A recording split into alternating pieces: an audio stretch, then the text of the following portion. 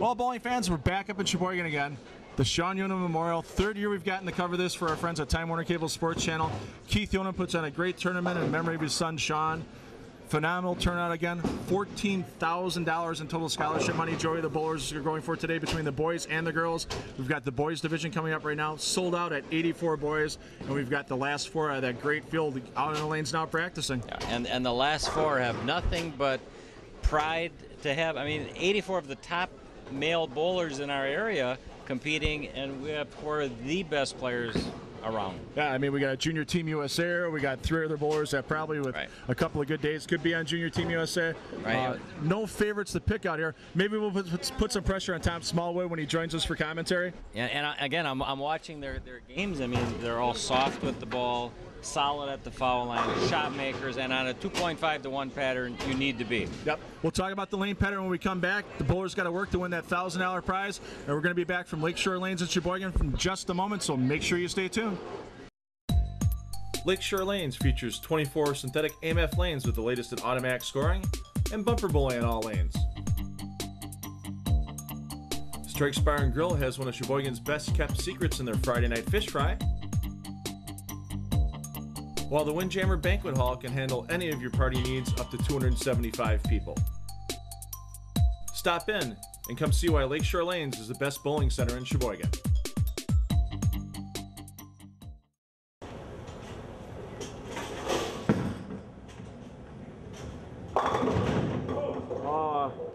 Hey, that is Van McNeil. Yes. Van McNeil from the Spare Time Bowling Show. What are you doing here practicing so late on a Thursday night, Van? PBA Geico Summer Swing.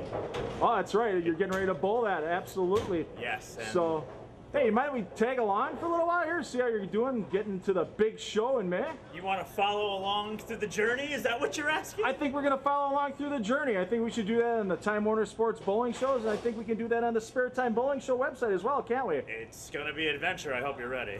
Absolutely. So, hey, join Van the Man McNeil, myself, Phil Brylow, and everybody else that's going to be along on this journey for the road to the summer swing. Thanks to our friends at the Spare Time Bowling Show and 99 WMYX.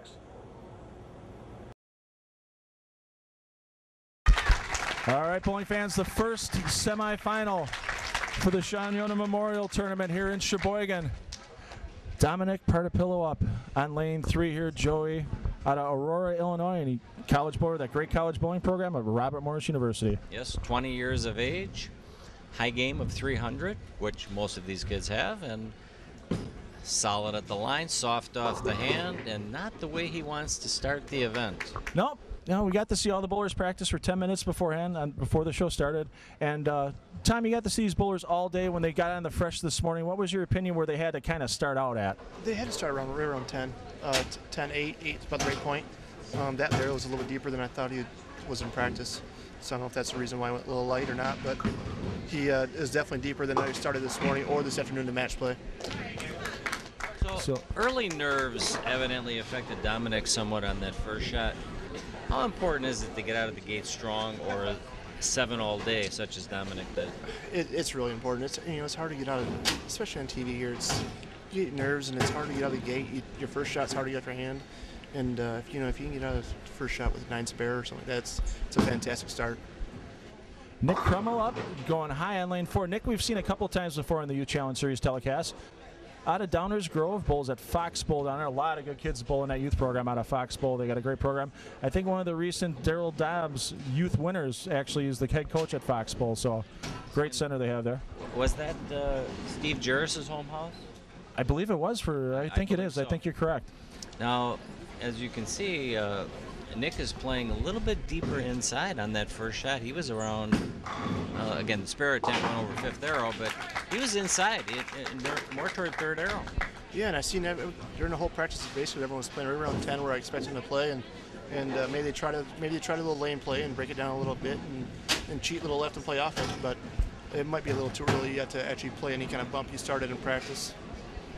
Yeah, and again, when it's as flat as a 2.5 to 1, there's no secret or friendly area right now on the lane. No, it takes a few games to develop any kind of reaction at all. Right now, you're not really getting a breakdown. You're only getting carry down. Great shot. He got it to about that 10 board like you were talking about, and again, the volume of the pattern, 25 mils, not that heavy of a volume, but surface-wise, Phil, we have synthetic. You know what surface this is? AMF HPL, so a little more friction than you see out of the Brunswick synthetics with the Pro Anvil lane. But still, synthetic surface, you're not going to see that ball read as early as you see in some of the wood houses that are still around the Wisconsin area. Dom trying to bounce back here off that first frame open. Much better shot. Yeah. And again, you know, like we're talking, it's a 10-frame match, but it goes quick. To me, that first frame is just get it out of the way and then bowl. Yeah, absolutely. I remember before I made a TV show, someone told me something that was never so true. Your game on TV is the fastest game of bowling you'll ever do in your entire life. And yeah, when you start, it's gone. It's over with before you know it. So is there a way to slow it down to where you have more control? It's all mental. I mean, you have to mentally tell yourself to slow down every shot in your thought process, because I mean, generally there's so much panic going on in your head, whether your reaction is good or bad. So it's really hard to control the panic.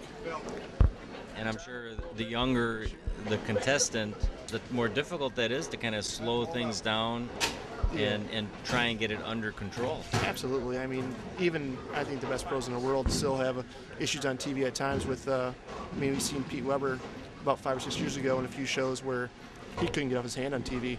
You know, and right, he kept saying it too. Yeah, he's one of the best to ever live. So it's not a simple thing to do. It's not a quick fix. It's part of the game and part of being on TV.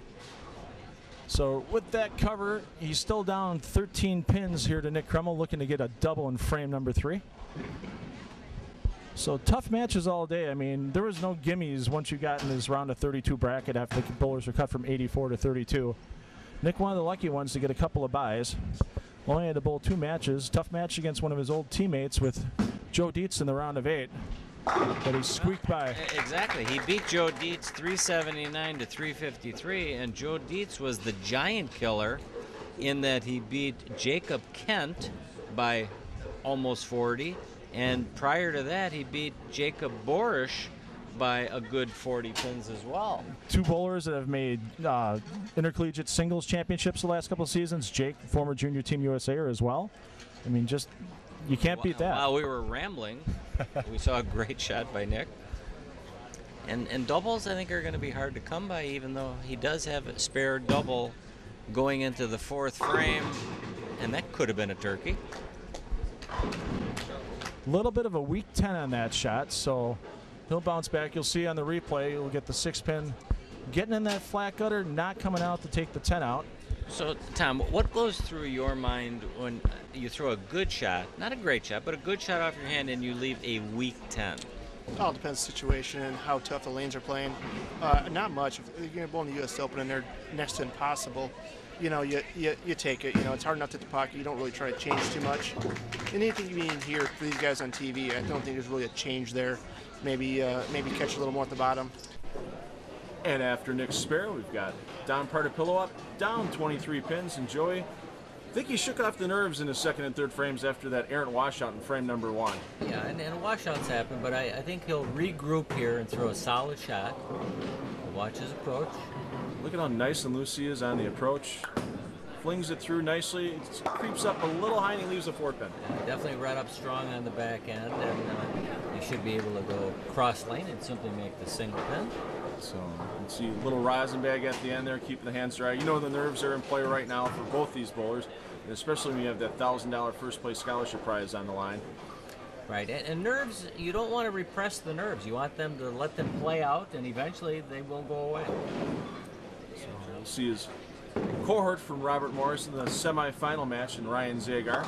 Great team again this year they have down there. #1 ranked college team in the nation, going into the intercollegiate team championships in Lincoln, Nebraska in mid-April. So with that spare 24 pins, that reduces, or that increases his deficit to Nick Kruml. But it keeps him in the match, which is the main thing. See what adjustment he makes on the left lane. Blow in the thumb hole, get a little moisture in there. Always good for some bowlers. They like that little bit of tackiness. Amazing how nice and loose he is on the approach. Gets that delivery through. Carries that great strike. A great way to get in this commercial break for our opening semifinal from Lakeshore Lanes in Sheboygan. For the 2013 Sean Yonan Memorial and Joey Cerar, Tom Smallwood and I will be back in just a moment, so make sure you stay tuned.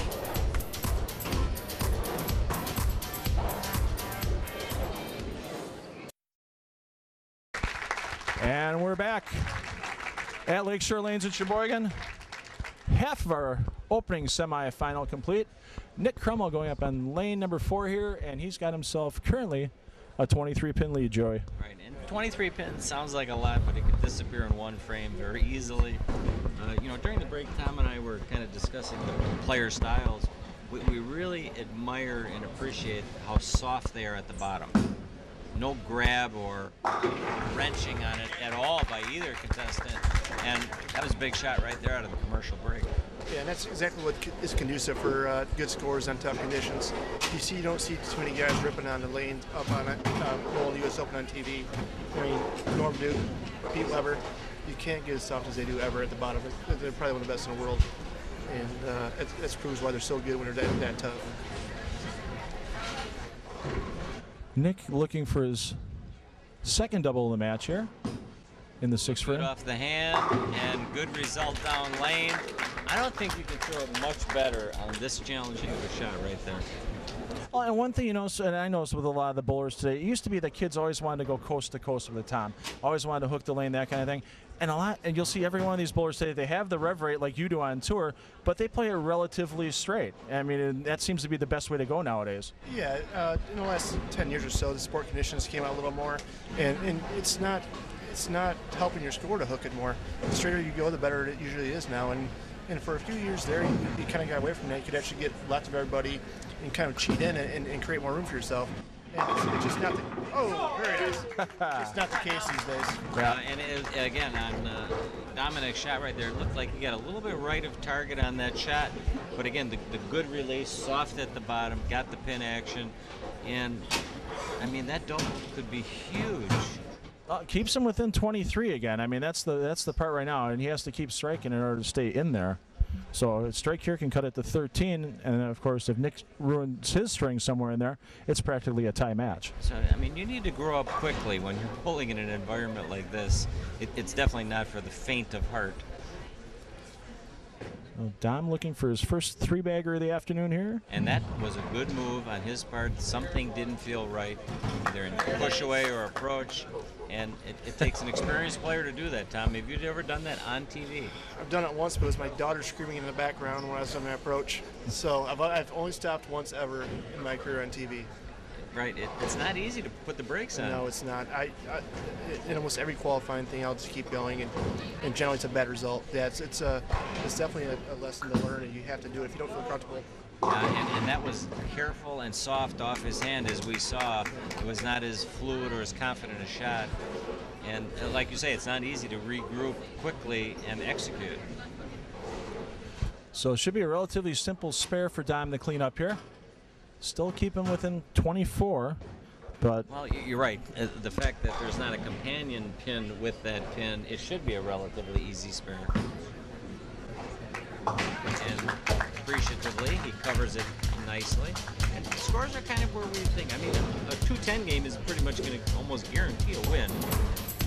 Yeah, I don't see someone went off shooting 250 on this. It's a little too hard. Yeah, I think last year's anomaly when we had the final, Joey, where we had it where it was 277, 245 between A.J. Johnson and Kyle Anderson. That was one of those ones where you just go, you're going to see that once every 20 finals of this tournament. Right, but A.J. is the real deal. I mean, he threw great shot after great shot. And you can't throw it much better than that. Absolutely, and another great shot there by Nick Kruml.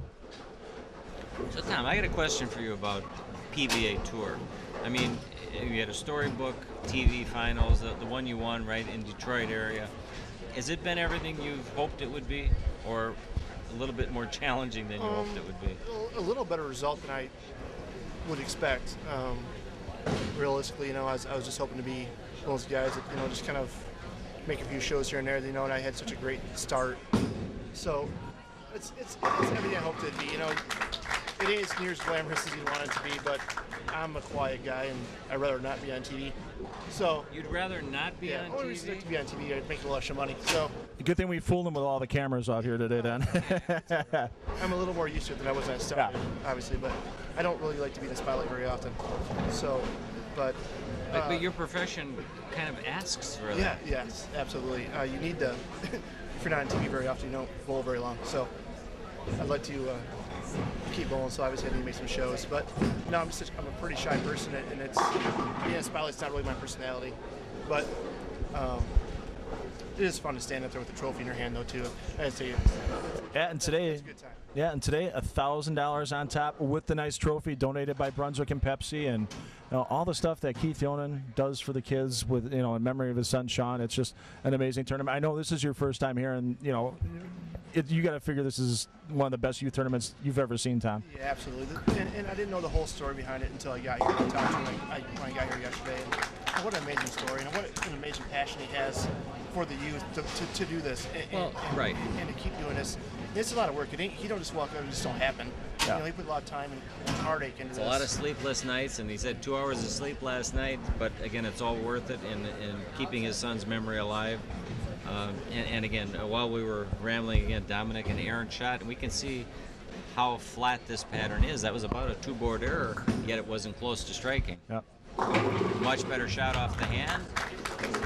Oh, Keeps himself mathematically in it, but it does not look good unless his opponent has trouble in the 9th frame. This is the key shot of the match. Yeah, really, Nick's going to have to go open here for Dom to have any chance to step up in the 10th, and it has to be a pretty bad count on this ball here in the 9th for even that to happen. Dom's max right now, you're looking at 212. And So Nick's this at gives us an idea what kind of game Nick will have. And again, a little careful, a little soft, a little high, but at this point, 9 spare is almost as good as a strike would have been. Yep. It could have been a split. So right now, if he spares this up, I mean, he's at 208, and then it's just stay behind the foul line. We've seen some issues today with bowlers staying behind the foul line, though.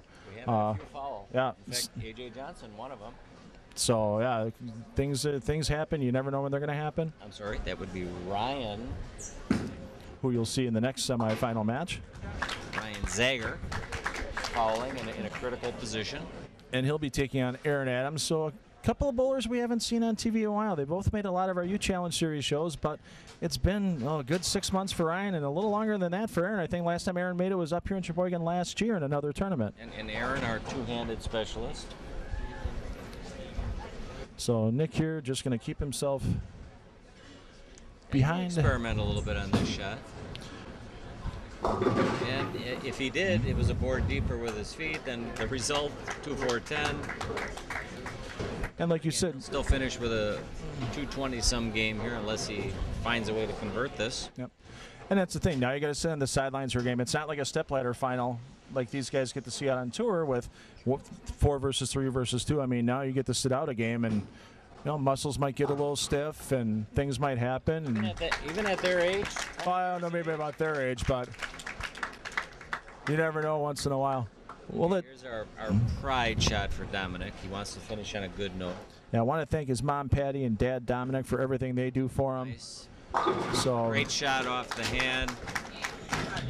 Yeah, he knows it's over, but again, he wants to finish with, if he can, a 212 game. it's always easier when it don't matter no more. Why is that? I don't know. It's just one of those things I've always wondered. We'll have to have some professor of psychology do a study on that someday or something.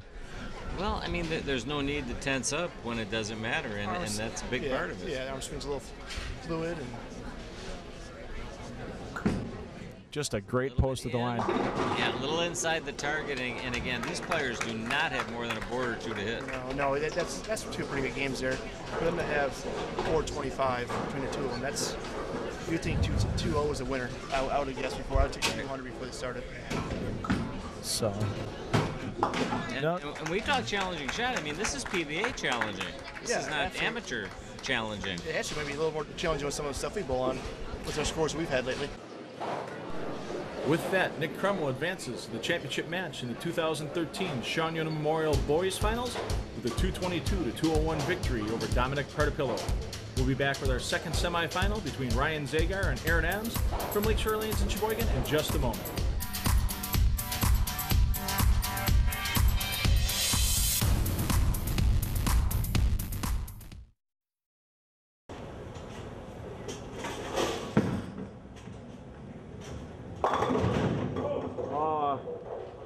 That is Van McNeil. Yes. Van McNeil from the Spare Time Bowling Show. What are you doing here practicing so late on a Thursday night, Van? PBA, Geico, Summer Swing. Oh, that's right. You're getting ready to bowl that. Absolutely. Yes. And So, hey, might we tag along for a little while here, see how you're doing, getting to the big show in May? you want to follow along through the journey? Is that what you're asking? I think we're going to follow along through the journey. I think we should do that on the Time Warner Sports Bowling Shows, and I think we can do that on the Spare Time Bowling Show website as well, can't we? It's going to be an adventure. I hope you're ready. Absolutely. So, hey, join Van the Man McNeil, myself, Phil Brylow, and everybody else that's going to be along in this journey for the road to the summer swing. Thanks to our friends at the Spare Time Bowling Show and 99 WMYX.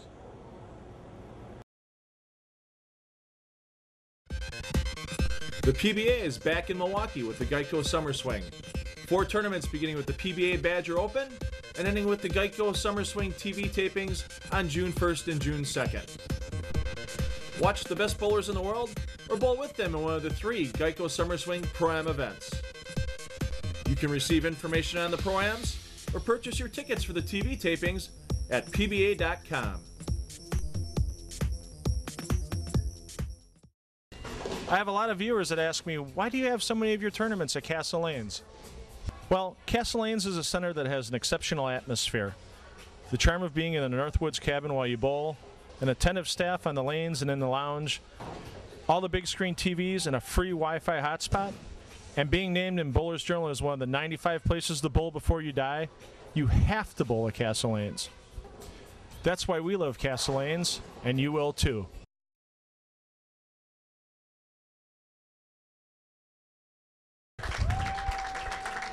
Semi-final number 2 from the Sean Yonan Memorial here at Lakeshore Lanes in Sheboygan. Joey, a couple of bowlers we've seen plenty of times before in the Youth Challenge Series telecast with Aaron Adams, our two-handed favorite out there, and of course Ryan Zagar. We got Aaron leading off on lane 3. Right, and I would have to give the edge in this match to Ryan Zagar, being a little bit more of a shot maker as opposed to a two-handed player. But again, this two-handed player is special, and he is using a 3-piece urethane ball. Yeah, which little advantage he says on his sheet. He's, he gets a little more smooth, a little smoother, a little more control, and it probably gives him a little left where you don't have much room. And when Tom says left, that means if he misses inside his target line, a board or two, it may hold pocket and carry. Yeah, possibly carry, or just a 4-pin. Right now, you miss left by a board or two. Right now with the resin ball, you're looking more like you're gonna 4-6 or worse. And again, I don't know if that was much left, maybe a half a board, and you're right, 4-pin. Yeah, and it easily could have been a 4-6 or 4-9. So Ryan came out. He had 2 byes as well in the match play bracket. Had to beat Brad Sislewicz to make his way to the TV show in a sudden death roll-off. That's a heck of a way to get on TV. But Ryan has been in this situation before. He's a great player when the pressure is on. And again, his father, Matt Zagar, I mean, a great bloodline he's coming from, and there's something to that. Did your dad bowl, Tom?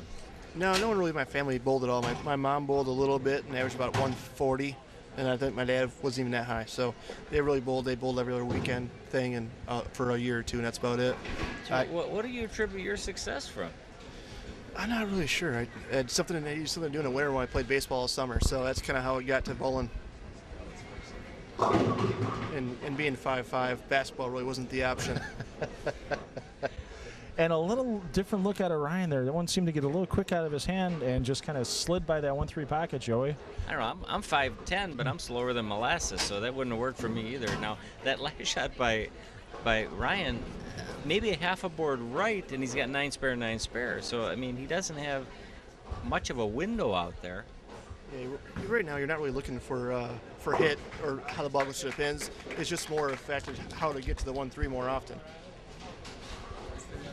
So see Aaron checking the sole of his shoe. A lot of bowlers you'll see do that nowadays, where they get behind the approach, make sure they don't stick, fall, foul, slide a little too far. I mean, and that can be part of a pre-shot routine. Anything that can get you into your comfort zone where things can just flow from muscle memory. I mean, it's early in the match, frame 2, but this is kind of an important shot. He can take control of the match with a strike here. See, that was one that was definitely inside his line, what he's looking at, and it, held. It could have struck in only 4-7. How can you leave a fast 8 with a plastic ball? Somebody explain that to me. It's not plastic, it's urethane. Oh, urethane. Which is very close to plastic, and it is polished to a certain extent. It's rev rate and short pattern. And when we say rev rate, he's 400 plus rev rate. Yeah, absolutely. Now he goes to a pure plastic for a spare, and that's unusual. Why go to plastic instead of urethane when your urethane's not hooking?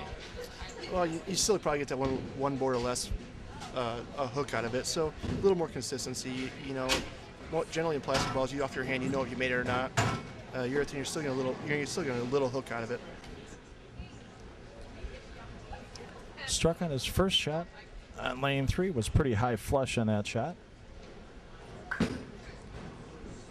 Aaron wanted to thank his mom and dad. Yeah, he did not like that off his hand at all. And that's a big turn. I mean, that could have been a 4-6, a big 4, and instead of it's a strike. And now with Ryan walking up there, you just got to put that out of your memory if you're the opponent. You just didn't like it never happened. Right. I mean, obviously, Ryan, if he lets that bother him, he's in a world of hurt. We can't control the luck of our opponents. No, unfortunately, you try not to even watch half the time. You don't want to think you're out bowling somebody and get beat. That there was a pretty good shot. That was a very good shot off his hand. Same thing. He's maybe at half a board left, and it creeped high. It's just trying to create that border to a room, and right now you don't think he has much at all. And you see Ryan's kind of a field player. You always see him come back for the approach when he has a shot that's kind of a little off or something, and he kind of mentally thinks through his swing. You'll see him swing his arm back and forth, and really wants to get that feel behind every shot. Well, I mean, isn't part of that, Tom, bowler awareness? In other words, awareness of your game. He'll know if he turned it early or just kind of pinchy squeezed it a little bit at release. Oh, absolutely. I mean, bowler, you throw a lot of shots that look really good, and off your hand it wasn't very good at all. It might be in the right direction and right ball speed, but you got around it a little more than you should have, or got behind it a little more than you should have. So he probably knew that one actually looked like he got around it a little more than the one before that. And it down laned a little more. Right. Even though to us it looked good, he knew off his hand he was hoping 9. Yeah, it wasn't his best shot. Can he regroup here? That he got definitely right of where he wanted it. And that's way more up the back. Right. So made to pick up a little quicker and a little tamer down lane. And it seemed like his intention on that, after coming a little bit high, was projection. Yeah, that's definitely a little firmer also. He got a little further right and a little firmer, and it actually reacted really well. Yeah, and that 6-pin was kind of odd because it kind of went in front of the 10 and never really got around it or had a chance to tap it out of the flat gutter. But again, it was a foul and the light went off, and again, that's plagued him earlier today as well, and that's huge. Yeah, I believe that's his second or third today. So that's what forced him into the semifinal roll-off, was a foul where he had to win his way into this match. But I will say in Ryan's defense, after attending Robert Morris University, they've made quite a few physical changes in his game, both in push away timing, height of his backswing, and it's a process. Yeah, I'll have to see if I can go home and see if we can get a comparison coming out of the break of Ryan's old game from a couple of years ago to where he's at now. I mean, that was a good shot there by Aaron, and it appears as though he maybe bumped his feet in just a little bit, and he's almost playing off of a little bit of a friction area he has. He didn't miss left on that, in my opinion. No, that actually looked pretty good. If he has any right at all there, it should be a pretty good reaction, because you're going to create a little left just by urethane. That's the reason you throw it. You lose a little hit, but you create a little room. At least you miss left, not necessarily right, but miss left with urethane balls. So do you think either bowler at this point, having, again, Ryan is all 9 counts and Aaron is half 9 counts, other than strikes, and do they think a ball change now or not even close? They stay with what they have? The only reason you do it right now if you're in panic mode. Ryan's reaction's not bad at all. He just got around the one for a 4-pin. He missed the one in. He shot before that on the right lane for a 4-pin also. I think if he gets out the back a little more and a little firmer like he did in the left lane, I think he's in the right spot or with the right ball. And that was a great shot by Aaron right there. Great shot getting into the commercial break. We'll be back with the rest of semifinal number 2 coming to you from Lakeshore Lanes in Sheboygan in just a minute, so make sure you stay tuned.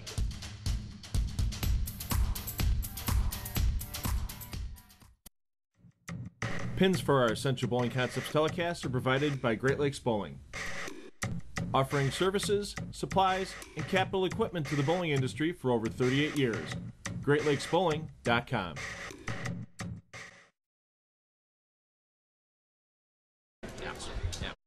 We're back with semifinal number 2. Ryan Zagar wasting no time getting up, trying to bounce back, Joey, from that foul he had in the 4th frame on that spare attempt.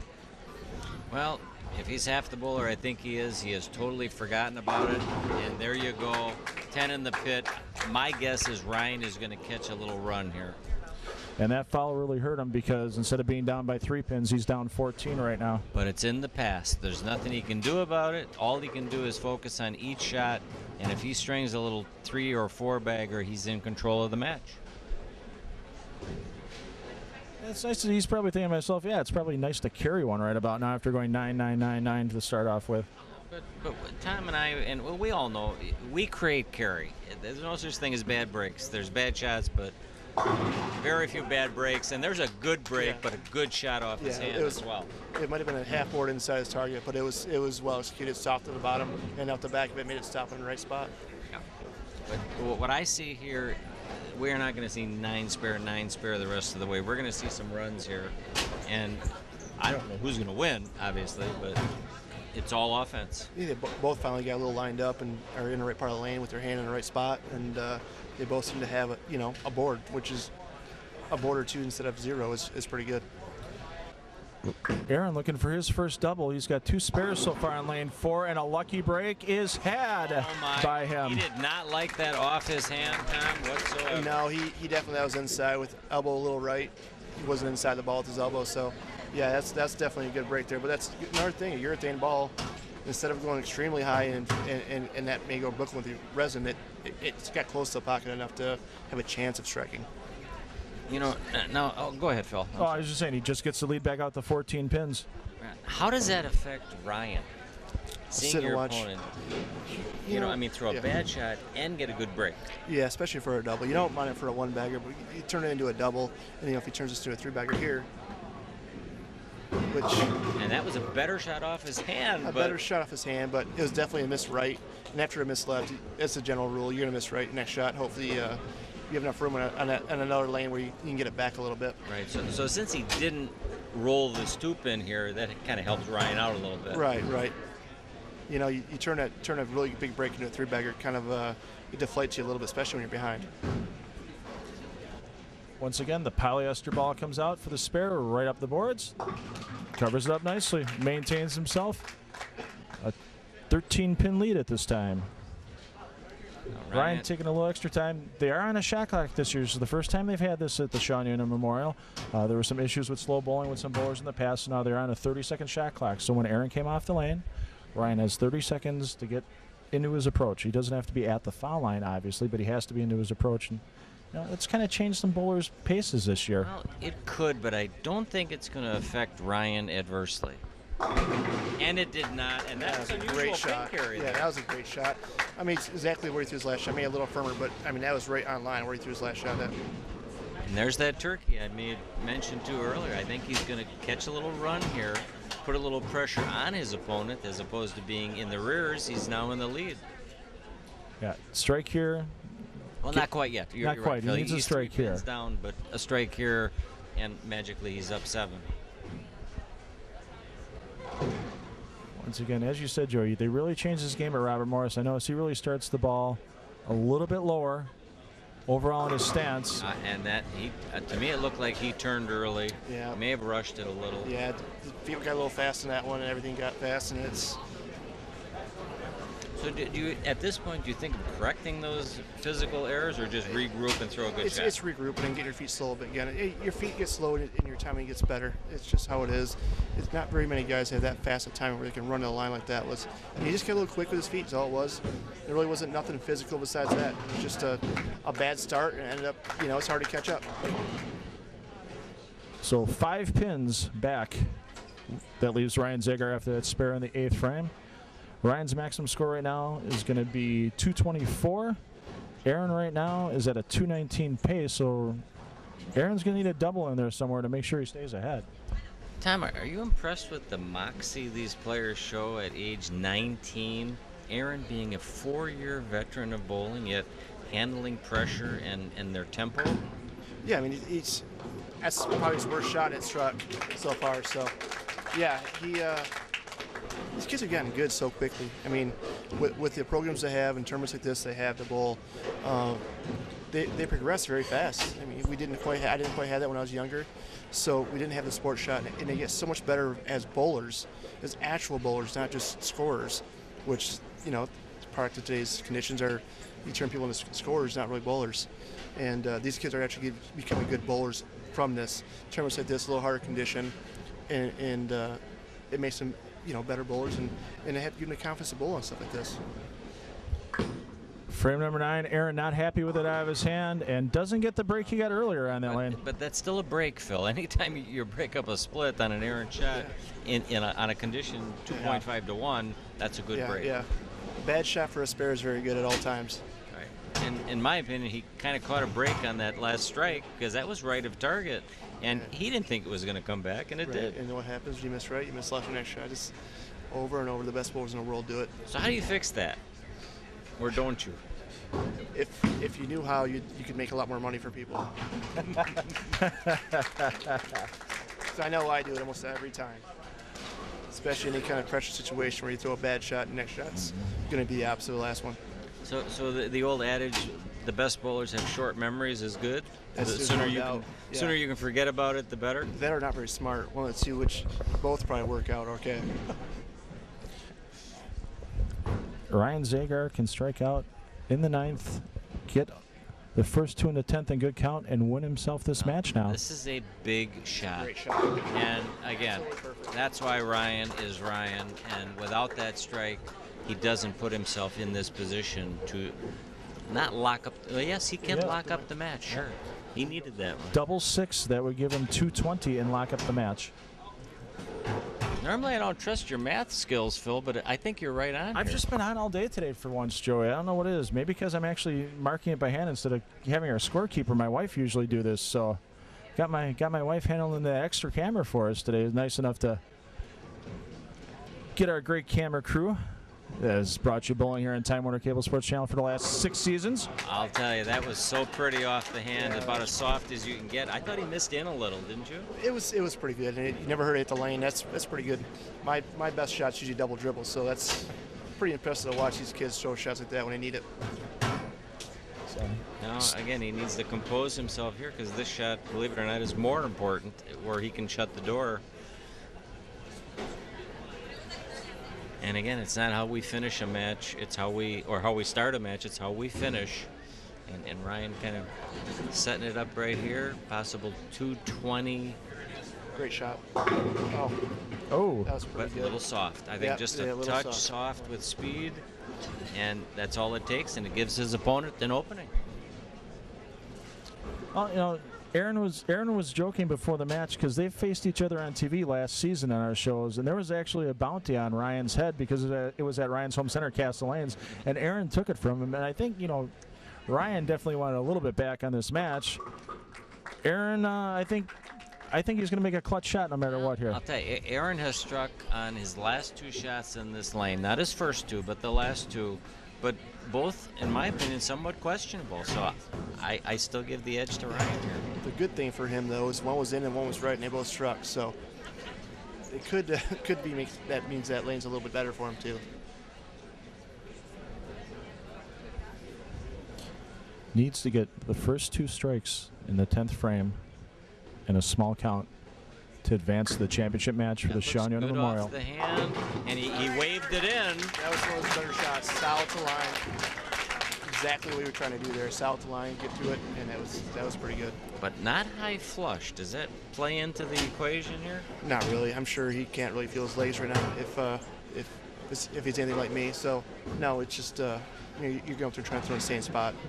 You're trying to hit the 1-3 and see what happens. You're not trying to run over the 8-pit right now. So does he try and play light once again? That's his second light shot in a row. He might try to slow down a tiny bit. I don't think there's any move going on here.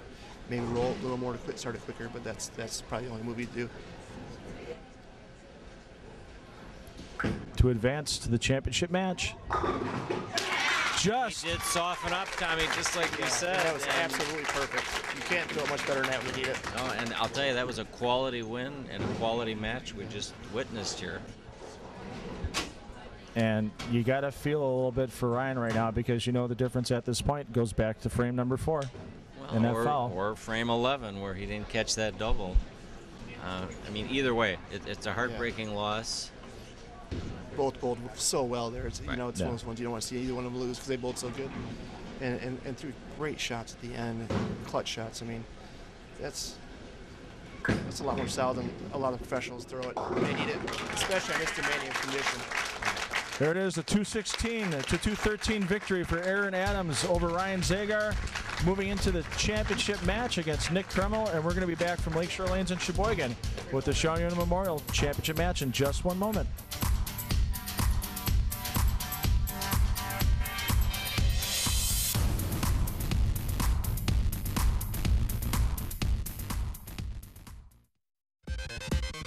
The PBA is back in Milwaukee with the Geico Summer Swing. 4 tournaments beginning with the PBA Badger Open and ending with the Geico Summer Swing TV tapings on June 1st and June 2nd. Watch the best bowlers in the world or bowl with them in one of the 3 Geico Summer Swing Pro-Am events. You can receive information on the Pro-Ams or purchase your tickets for the TV tapings at pba.com.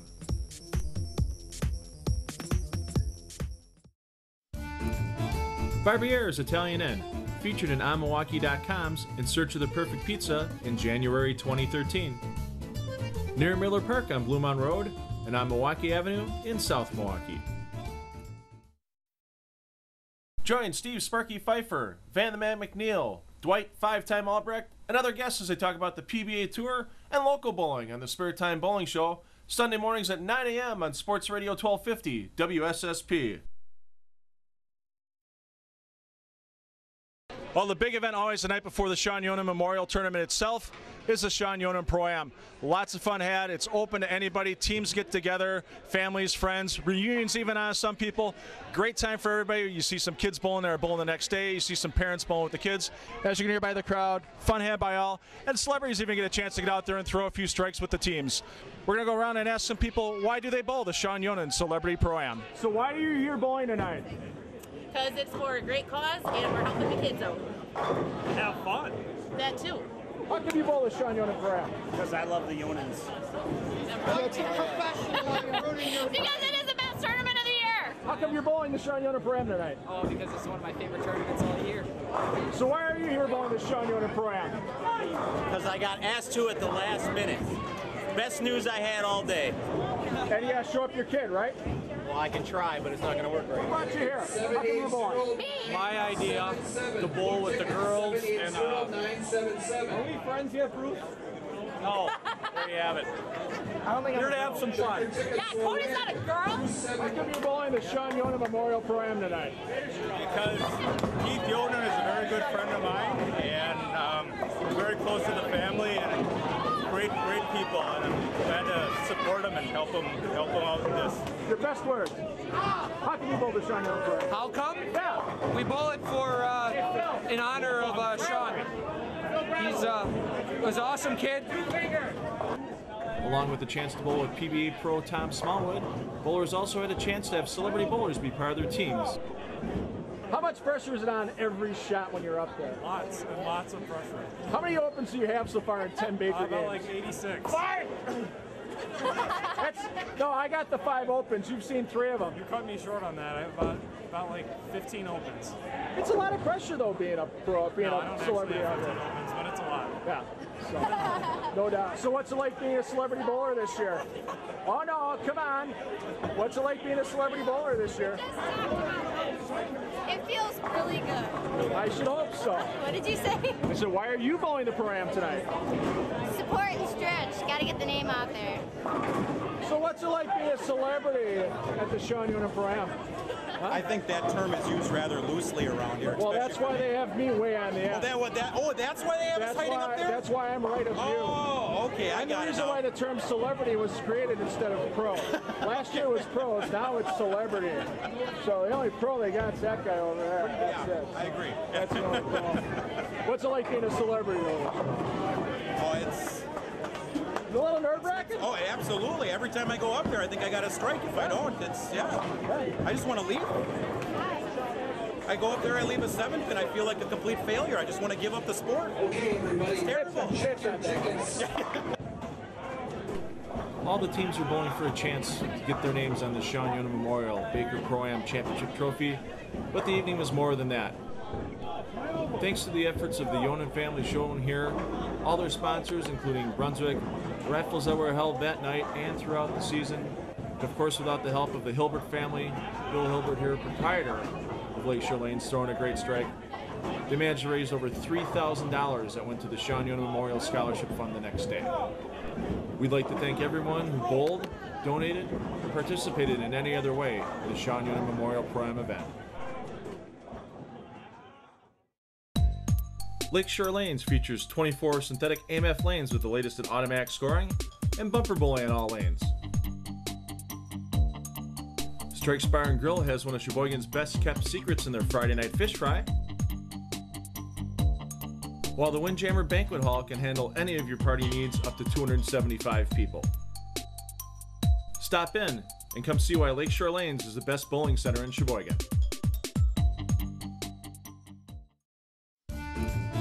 Barbier's Italian Inn, featured in onmilwaukee.com's In Search of the Perfect Pizza in January 2013. Near Miller Park on Bluemont Road and on Milwaukee Avenue in South Milwaukee.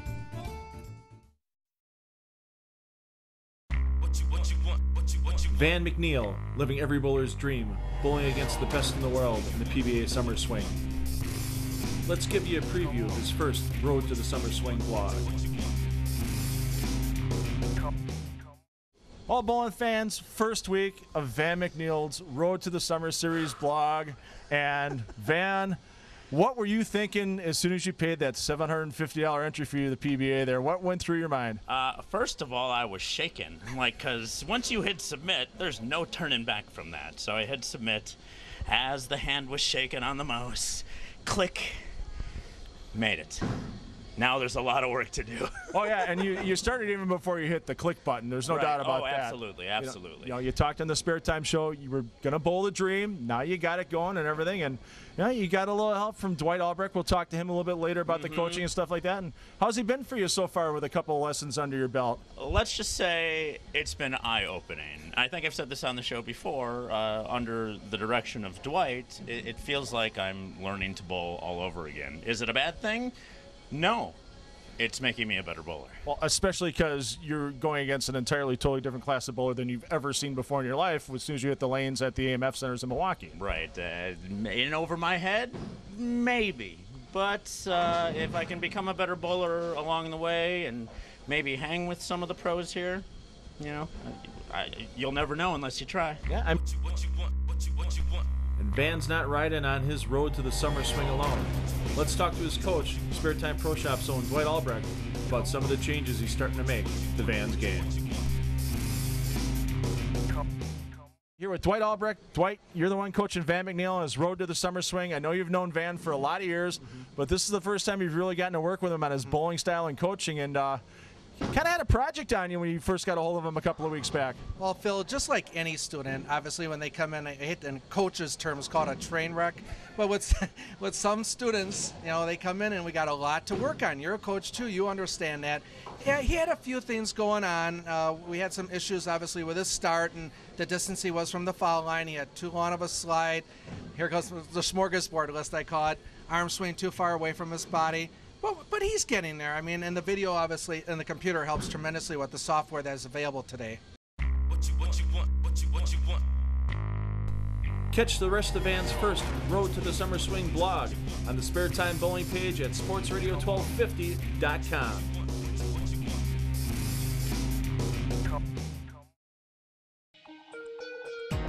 During the weekend of the Yonan Memorial, one of Sheboygan's other big bowling events happened. Sheboygan's Ice Bowling Classic at the Blue Line Indoor Ice Center. Bowlers signed up in teams of 4, got together for a little fun, and to raise money for charities in the area. We asked Tournament Director Dan Bogenschutz to give us a little background and history on Sheboygan's Ice Bowling Classic. This is the 27th annual ice bowling. It started outdoors the first year. We were down at Kiwanis Park. We had 604 bowlers the first year. And now that we've been indoors, and this is the 27th year, we have over 2,800 bowlers. It's a fundraiser for the Blue Line Hockey Association in Sheboygan, and we help donate money to 10 other kids' organizations throughout Sheboygan County. The tournament flyer said if there was a 6-strike perfect game, someone could win a Ford Fiesta. Bogey, has anybody in the history of the tournament ever won the car? The car has been won. It was won 21 years ago. This year we're hoping that we can give it out again. What it is, you have to roll 6 strikes in a row and you get to drive home with a brand new car. 2 years ago we had a girl that came up here from Jersey and she bowled 5 strikes in a row and got a 9-pin on her last shot and missed it by 1 pin. Well, the Ford Fiesta wasn't the only prize out there for the bowlers to win. How much in value was there in prizes available this year, Bogey? Oh, thousands of dollars. The high man and the high woman of the event get to go anywhere they want with Delta Airlines. They get to take a guest with them. So that is a nice big prize. We give out bicycles for the second high man and woman and Country USA tickets for the third high man and woman. We have 40 team prizes and every frame is a strike frame. You get a strike, you win a prize. And as you can tell by this bowler here, there was no such thing as a bad or good form at the ice bowling in 2013. And with not being able to add anything to your feet, you had to be careful when you were bowling out there. Don't worry everybody, he was fine and he actually shot a strike a couple of frames later. And I actually got a chance to try it myself and got 2 spares out of my 4 frames of bowling. Thinking about bowling in next year's 28th annual Ice Bowling Classic? Go to icebowling.com to get additional information and tournament dates. The PBA is back in Milwaukee with the Geico Summer Swing. 4 tournaments beginning with the PBA Badger Open and ending with the Geico Summer Swing TV tapings on June 1st and June 2nd. Watch the best bowlers in the world or bowl with them in one of the 3 Geico Summer Swing Pro-Am events. You can receive information on the Pro-Ams or purchase your tickets for the TV tapings at pba.com.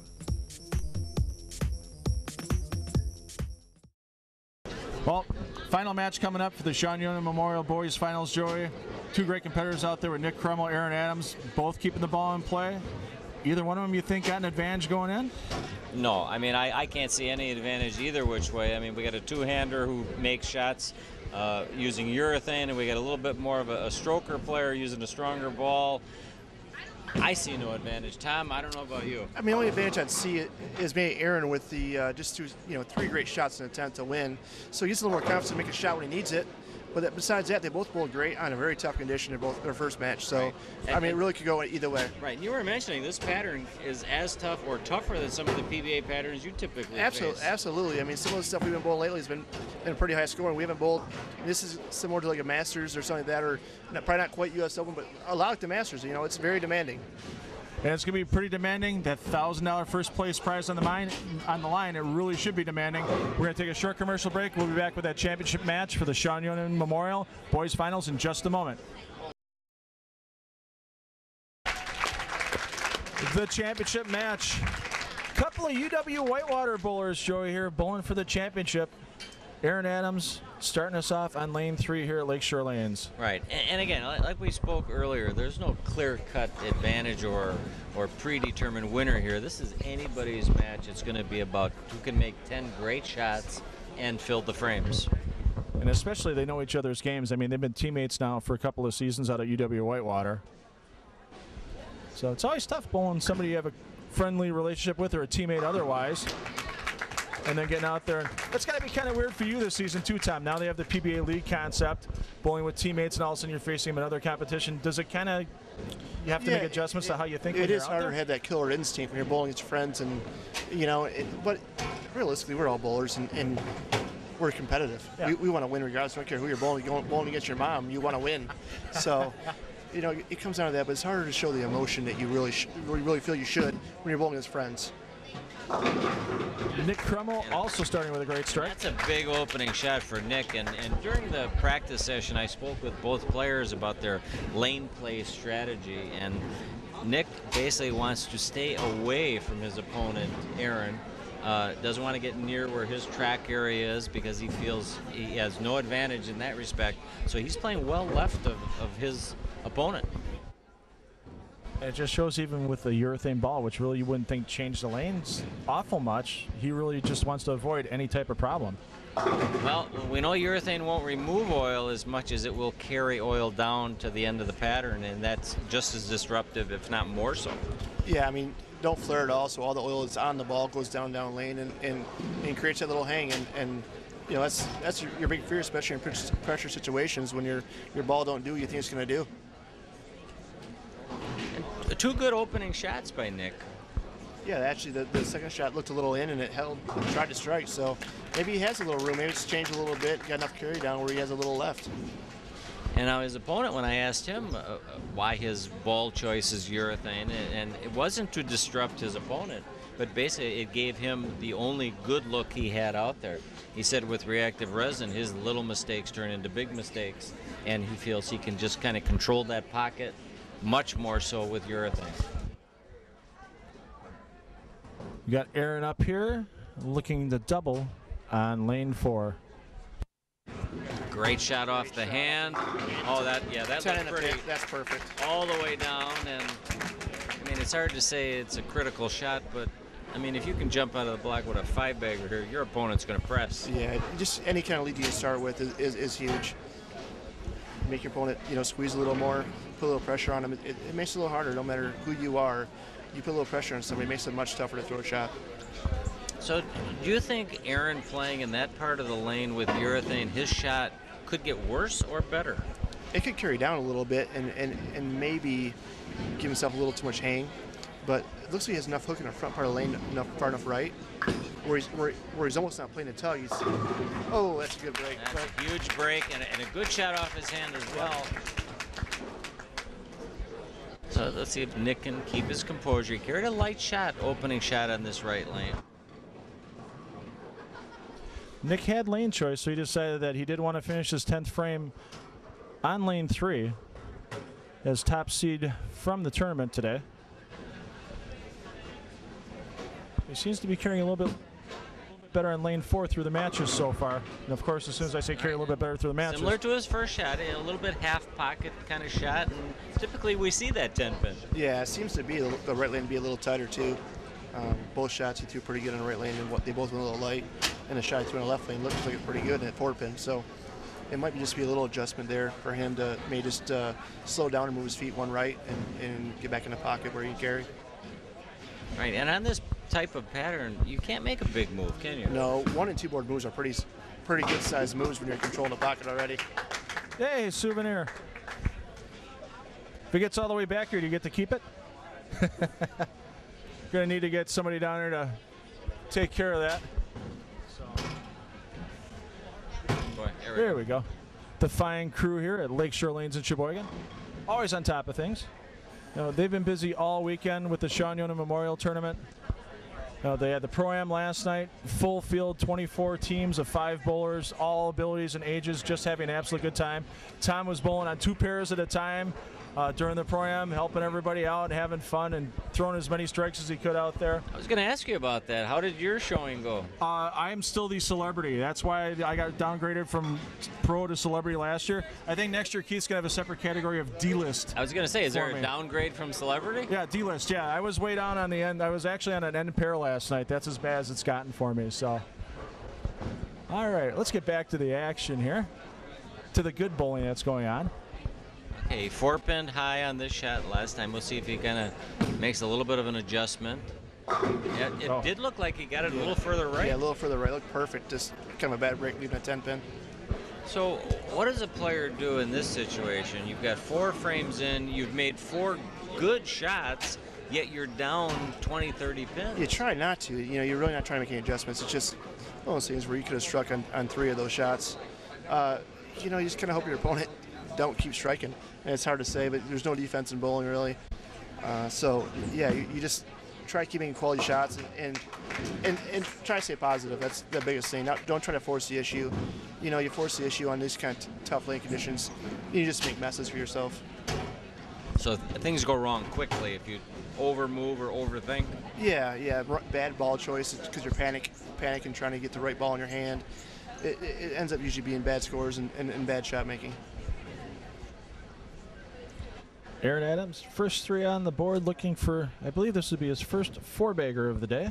And, you know, speaking with Aaron earlier during the practice session, he is not a natural two-hander. He was a one-handed bowler for quite a while, entered a slump, figured why not try two-handed, shot at 300 a game, and has stuck with it since. Well, actually, his first Youth Challenge Series telecast was as a one-handed bowler, and shortly thereafter is when he switched to the two-handed bowling. And he's made many more shows since changing to that style. Except he still, even though Jason Belmonte is his idol, still has the worst Australian accent I've ever heard somebody try to do. Aaron does. And that was a miss off his hand. It appeared as though his attempt was to throw back up at that. Yeah, he has today. It's kind of a strange deal to try to back up. It's kind of odd that actually you don't have a spare ball to thumb all the way in. It just makes it easier to throw hard and straight at spares. Similar to Asku Palermo? Asku, yes. You know, he throws everything hard and straight at spares. You know, all the ones he don't hook at, all the ones on the right side, he throws hard and straight. Taking a look at Whitewater coaches, I see Sean Wachner back there, assistant coach Chris Beach. It's got to be tough for them with both of their bowlers in this match right now. You got that nice aggressive shot, a little bit right, and got it back.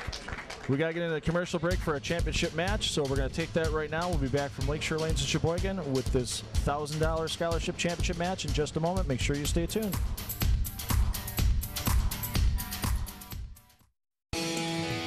Pick up the latest issue of Wisconsin Bowler Magazine, now available in your local bowling center. If your local center does not carry Wisconsin Bowler Magazine, ask them to. It's free to them and free to you.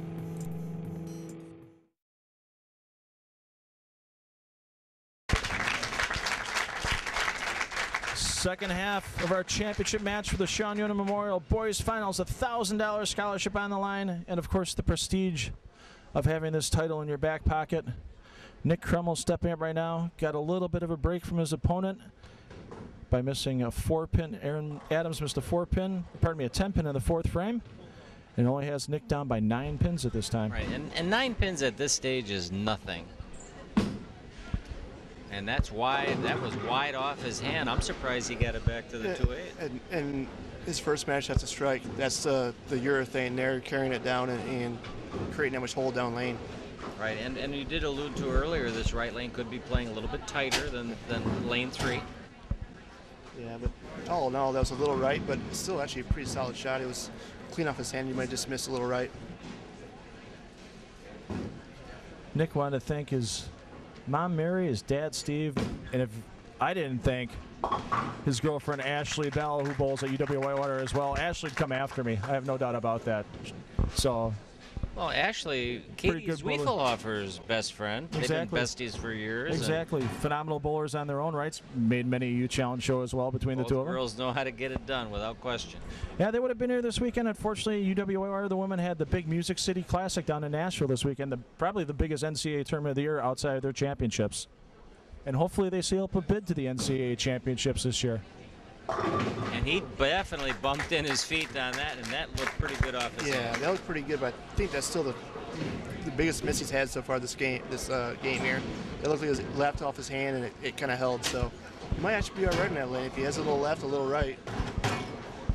I mean, both players, I would say, have a good look to the pocket, so it's just going to be execution from here on out.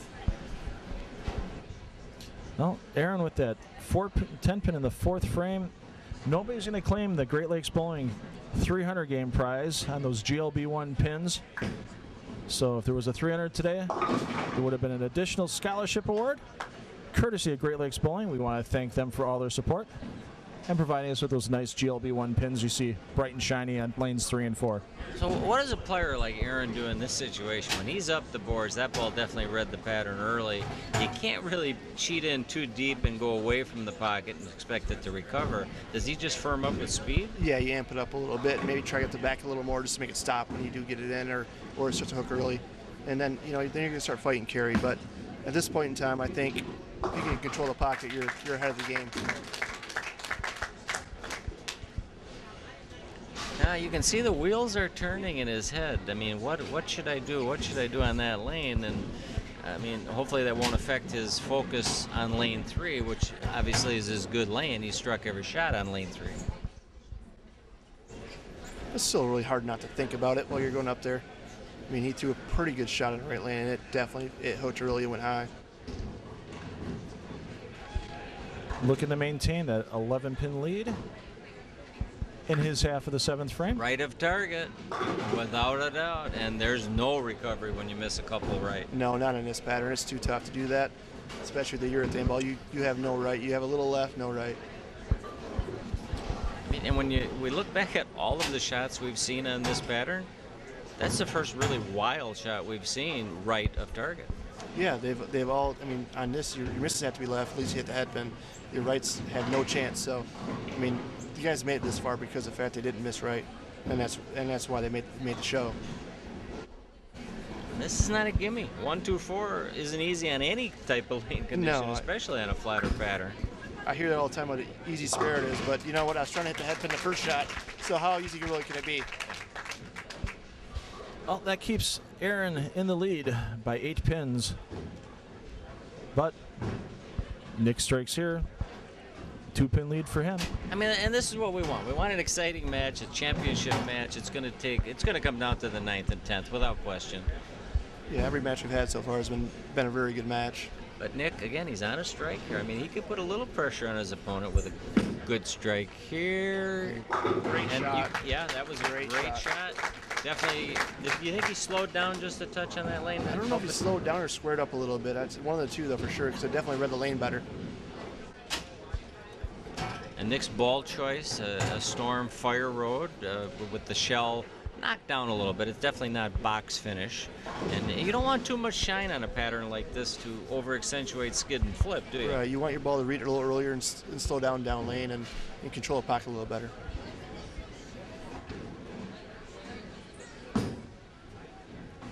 And he carries the light mixer, and that's a critical shot, a turkey. Gets himself a 12-pin lead after his half of the 8th frame. Aaron's going to have to get things moving here because his max score right now is going to be 234. Nick right now, even with a spare in there, is at 230 pace. All right, and again, Aaron's got to be thinking a little bit about his lane play. And I mean, he hasn't struck but 1 shot in his last 4. And you figured as hot as he started, and even with leaving that 10-pin in the 4th frame, getting out of the gates, don't make a big mistake and your opponent might not catch up. A much better shot, and it didn't look like much more speed, but definitely firmer than the prior shot. A little more at the back of it, a little firmer, and it stopped in the right spot. And that's about as good as you can throw it. And his carry percentage is actually pretty darn good. I mean, we saw the Stone 10, and I think we might have seen a fast 8 earlier, but other than that, his carry percentage is very good. Yeah, the fast 8 and a 4-pin during the semifinal match, and the 110-pin this match where he's hit the pocket. So well over 80% on that carry so far. So what do pros look for when they're on a tournament pattern qualifying? What kind of carry percentage keeps you happy? Well, it depends on scoring pace. Scoring pace is 240. It's 90-some%, 100%. You don't ever want to tap, but with scores being a little lower, you don't mind as much. You're just trying to control the pocket, and with higher the scores you get, the more you're looking for see how the ball goes to the pins, and you want that 6-pin to slap the 10 all the time. So U.S. Open, it's just flat out hitting a 1-3 any way you can get there, any ball, no matter what it is. And some of the cheetahs, you're definitely looking for carry and the way the ball's going through the pins. Well, that could be the nail in the coffin for Aaron right there. Crossing over, going high, and now the big mental error. Yeah, and that bad shot on the first shot may have affected his focus there. I mean, that's goes from bad to worse in one frame. Well, especially when you know you bowl with your opponent on your college team. You know what he's done all season. I mean, Nick had a pretty good run at Rookie of the Year in the collegiate ranks this season.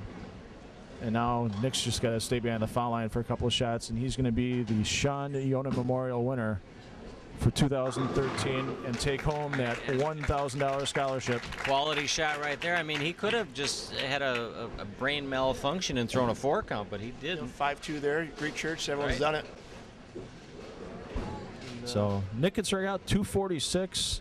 Another big game for Nick. And we were thinking early on, we're watching match play all afternoon before getting to TV, going, guys are shooting 2 teens and winning matches, and that's probably all it's going to take. And Nick's out there and kind of blowing the curve, like in the one kid in the exam, the smart kid in class. It always messed the bell curve up for everybody. But if you're going to mess it up, do it like that. Yeah, it's really impresses all 4 of them. They all threw great shots all the game. I mean, some hiccups there with missing a few spares, because I mean that puts him in the 220, 230 range if he makes those 2 spares. I mean that's some great shot making on a very demanding condition. And it's not just lane play. I mean, it's controlling your speed to match up, having the right surface on the ball, obviously, the right type of roll. There's a lot of factors that go into striking as opposed to getting 9. Absolutely, these kids did a tremendous job. That's a bad shot, but it didn't matter. It's irrelevant. So yeah, all 4 of them bowled solid today, and you know, made shots when they need to. It really did. It's impressive to watch. And you can see, even though he's got the title locked up and everything, he's every shot's he wants it to be a good one, all the way through. Fine 234 game. Go his 235 opening game. Yeah, and that's huge on this. No doubt about that. And hey, Aaron, nothing to hang your head over. I believe it's a $600 scholarship he's taking home for 2nd place today. Yeah, I mean, it just takes 1 or 2 bad shots in a game, and you're done. And you can just kind of sense that a little softer on the speed, but he just wants to get out of the way and let Nick kind of have his day in the sun. Tell you what, though, Joey, I think next time you and I bowl lead together, I think we're going to get the white pants like Aaron's got on there. What do you think? We could pull it off? I don't know if we can pull that off. I don't know well, but you guys can pull it off probably. Aaron comes through on that spare, covers it up. 192 if he gets all 10 in the 10th. Yeah, he's definitely a little depressed. You can see in his eyes. Yeah. And I mean, there's no need to be. I mean, 2nd out of 84 quality boys bowling on a demanding, tough pattern. You should be proud of your accomplishments, but I mean, how do you not feel disappointed in this situation? Like I said, and he bumps in with resin and strikes. Of course. A great finish, 234, 192. Nick Kruml is your 2013 Sean Yonan Memorial Boys Champion. We're going to come back and talk to the champion and the runner-up in just a moment, so stay tuned after this short break.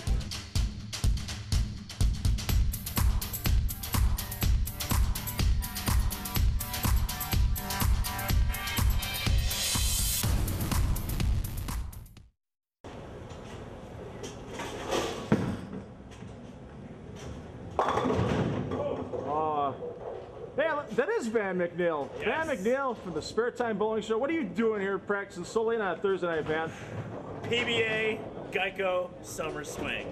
Oh, that's right. You're getting ready to bowl that. Absolutely. Yes. So, hey, might we tag along for a little while here, see how you're doing, getting to the big show in May? You want to follow along through the journey? Is that what you're asking? I think we're going to follow along through the journey. I think we should do that on the Time Warner Sports Bowling Shows, and I think we can do that on the Spare Time Bowling Show website as well, can't we? It's going to be an adventure. I hope you're ready. Absolutely. So, hey, join Van the Man McNeil, myself, Phil Brylow, and everybody else that's going to be along in this journey for the road to the summer swing. Thanks to our friends at the Spare Time Bowling Show and 99 WMYX.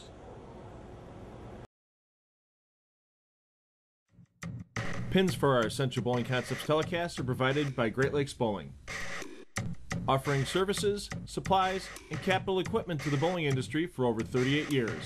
GreatLakesBowling.com. The PBA is back in Milwaukee with the Geico Summer Swing. 4 tournaments beginning with the PBA Badger Open and ending with the Geico Summer Swing TV tapings on June 1st and June 2nd. Watch the best bowlers in the world or bowl with them in one of the 3 Geico Summer Swing Pro-Am events. You can receive information on the Pro-Ams or purchase your tickets for the TV tapings at pba.com. Well, we're back, Lakeshore Lanes, the trophy presentation from the championship match of the Sean Yonan Memorial. Keith Yonan, tournament director. What can you say? But you ran another great event in the memory of your son, and I'm sure these bowlers just want to thank you for everything you do out here. I know I do. Thanks, Phil. I appreciate it. It's been a great tournament again, and the kids are really appreciative and got to know them over the years, and I think we've got some great champions again this year. Absolutely, and we've got a trophy presentation to give out here in just a moment. First, we're going to get our second place finisher out here, Aaron Adams. Aaron, why don't you come on out? Got a trophy for you here from Tom Smallwood as the junior gold runner-up, and a scholarship check for $600. There you go. I know we didn't see the smile at the end of the match. I know it's a little rough losing out, but especially to a good teammate like you have there with Nick. So a couple of frames, that 10 pin in the 4th frame was kind of a changer for you. What happened on the spare? I don't know, lately my spares haven't been feeling great. I somehow made them today, but I mean, it's just the approach. I for some reason keep putting in my head that I'm going to slide too far and foul, so I try to be perfect, and it didn't work out in that case. But I mean, I thought it was a great shot. I was happy with the first half of the game, and then, I just started thinking, and that kind of gets you. yeah, no, everybody's been there. We all know we've been there, and still, nothing to be ashamed today, man. $600 to take home, runner-up at the great tournament here with the Sean Yonan Memorial, so congratulations. I'm sure we'll see you on the show the second half of this year. Now let's bring out our champion today. Bowled a great couple of matches on TV to get here. Nick Kruml, the 2013 Sean Yonan Memorial champion. Get your trophy here from Tom. I have a check here for $1,000 for you. Sweet. And a $1,000 scholarship, thanks to Keith Yonan and all the work he and his sponsors do. And Nick, a lot of hard work. I know, long college season. You guys just got done with at Whitewater. You got to bowl a teammate in the final match, which is always a tough thing to do. Really, you just plugged away on your spares, and that was the key, wasn't it? Yeah. I mean, I kept trying to find the carry all day. I would never have it on the fresh, so I had to break down every lane by myself. So kind of would just move 2 and 1 off my practice shots, trying to burn up a little bit of a burn spot to get the ball to get the 10 out. I couldn't do it the first half of that game. Moved in and did the same thing and ended up doing it. Yeah. Patience is a key sometimes, isn't it? Yeah. I mean, if Aaron kept striking, I wouldn't have had a chance. But, I mean, all I had to do was stay clean and try to finish it out. Well, you joined the great roster they have here of Sean Yonan Memorial champions here on the boys' side. Awesome, awesome job today. Congratulations. Thank you. So, well, we got the boys telecast out of the way. We're going to be back soon with the girls. 4 more great girls are going to be on that show, Keith, aren't there? Oh, I'm looking forward to it. The field was elite today, and I think you're going to see 2 great matches. Absolutely. Well, we're going to bring Tom back for the girls' show. Keith will be back for the girls' show. Joey Cerar, we're going to pull him out of somewhere, get him back to do the commentary as well. I'll be here. I'm Phil Brylow. Parents take the kids bowling, they have fun for life. Make sure you join us again for the girls' finals here from the Sean Yonan Memorial at Lakeshore Lanes in Sheboygan.